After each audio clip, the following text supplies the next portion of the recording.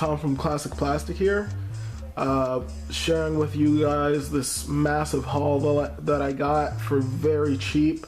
I paid about $100 for it all, so I was just so happy that I was able to find all this that I wanted to share it with you guys, just because I've had a drought, at least here in Maryland. I can't find video games for cheap or ones that I desire, so it was a refreshing experience to find all these games in one day. So let's go through them.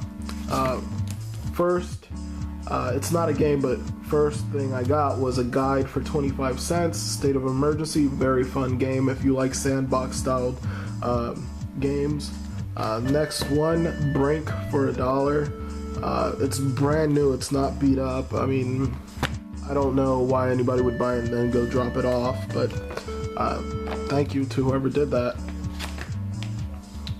I also got a couple of games, and the price on the tags is not what I paid for, nowhere near what I paid for on any of these games. So now that that's out, let's go through the games. I have Harvey Birdman Attorney at Law. It's a fun game.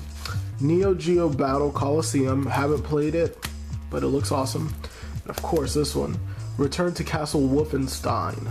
So looking forward to that one. I got Red Ninja End of Honor. I got Hack.Infection with the case, missing manual. Naruto Clash of the Ninja, and most of these come in generic cases.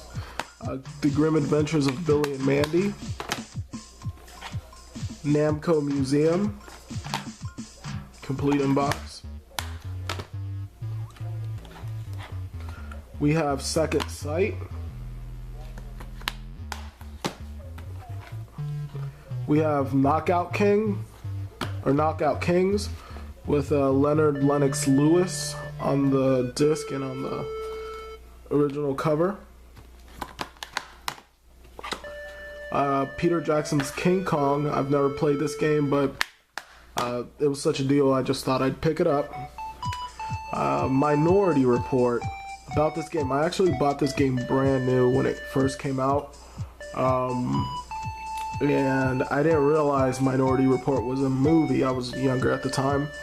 But I loved the game. It was long, it was very interactive, very fun. So it's one of the only games I would pick up made after a movie, so that was very cool to find. Outlaw Golf. Another very fun game. And here's a classic, Crazy Taxi. It's a very fun arcade style racing game. Crash Nitro Kart. I can only assume it might be like Mario Kart, and I love Crash Bandicoot, so kill two birds with one stone. This is my fiance's pick. Twisted Metal Black, complete in case, so she will be enjoying that. Then I got PES 2012, one of the latest, or one of the last games released on the PlayStation 2. Complete in box with its manual. And this isn't for me. I'm not much of a like FIFA, PES, Madden type video game player. This is just something somebody asked for, so I'll just be mailing that out to them because it was closer to me. Moving right along with our finds, we have next up the collection of Eco and Shadow of the Colossus. I paid a fraction of what it's going for in major retailers, and it's closed, so it'll be staying like that. I have both original copies of these games. I also got Lollipop Chainsaw. I've started playing it, I like it, so I will be doing a review on this game just because it's very unique. I also got this for a deal. It was marketed as brand new, but I got it for a fraction of what it's worth. and this was an interesting one. Brink. I actually bought Brink before I found the game guide, so that was just a coincidence. It wasn't me looking for the game, but it's brand new with that sticker, I guess. But I also got this for a fraction of the price. Moving on to the hardware, this is a Street Fighter 15th anniversary PlayStation 2 controller. It's made specially just to play the Street Fighter games or any other fighting games, just because it's much more comfortable. Of course, it has the Street Fighter seal on the back, and it has a Ken holographic plate in the middle of the controller in very good conditions. My fiance actually picked this one up. She found it under a couple of games, so I couldn't be happier.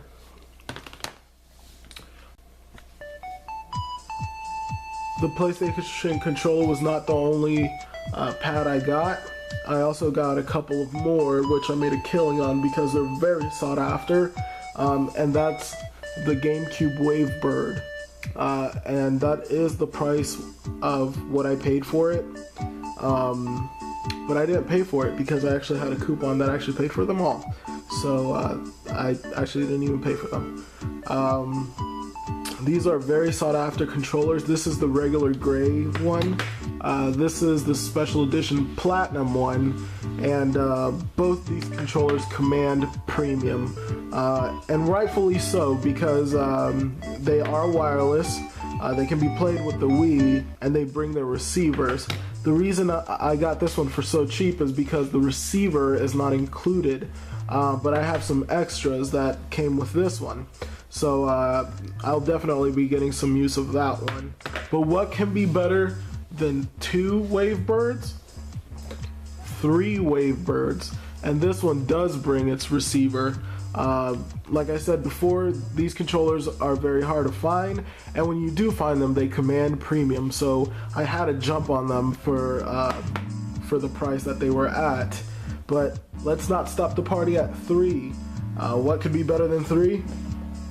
4 Wavebirds.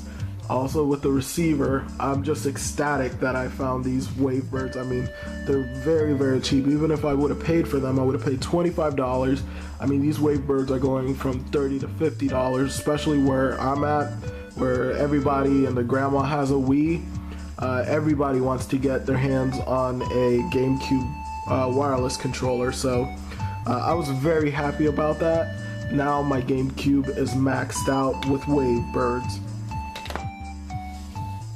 But not least, a video game that's very near and dear to my heart that I've really enjoyed. It's one of my favorite video games of all time, made by my favorite company of all time, is Catherine, published by Atlas.